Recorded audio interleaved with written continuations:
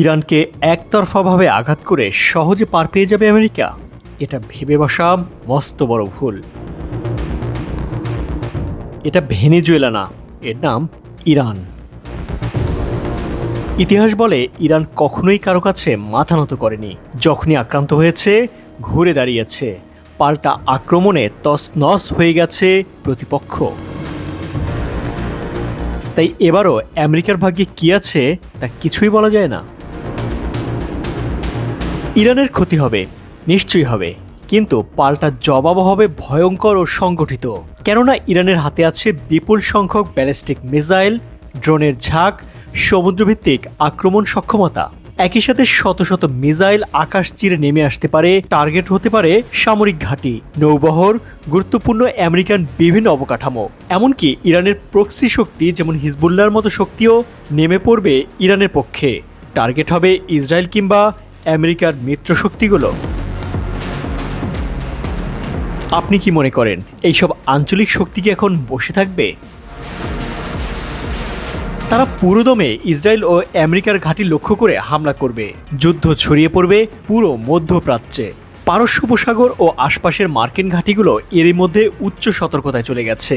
আকাশ প্রতিরক্ষা ব্যবস্থাও সর্বোচ্চ চাপের মুখে পড়ে গেছে।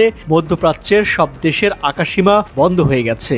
এই অঞ্চল থেকে সব ধরনের বিমান চলাচল বন্ধ। এখন হাজার হাজার কোটি টাকার লস হচ্ছে এয়ারলাইন্সগুলোর।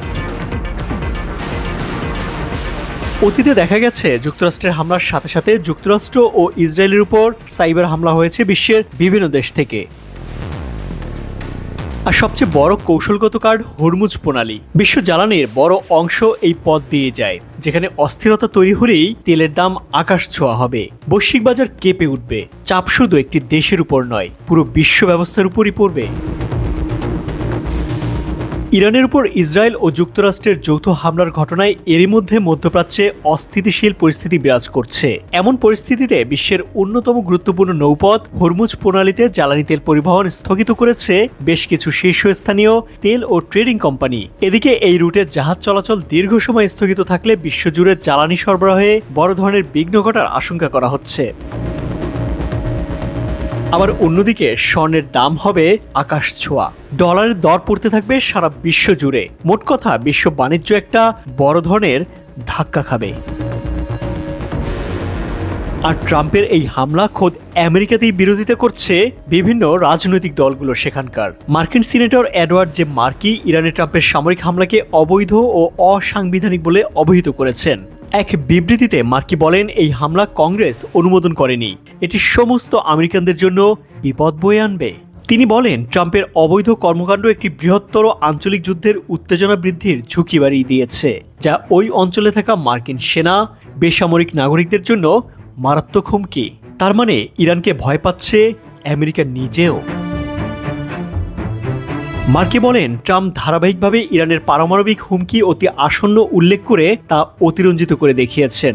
তার মানে সে সময় ইরানে যে হামলা হয়েছিল তাতে ইরানের পারমাণবিক শক্তির কিছুই হয়নি। এদিকে ইসরায়েল ও মার্কিন ঘাঁটিগুলো লক্ষ্য করে ইরান হামলা চালিয়ে যাবে বলে জানিয়েছে ইরানের Islamic revolutionary guard corps IRGC.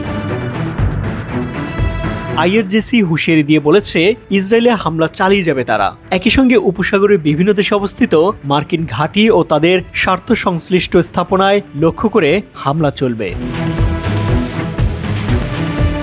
তার মানে সমীকরণটা এতটা সরল নয়।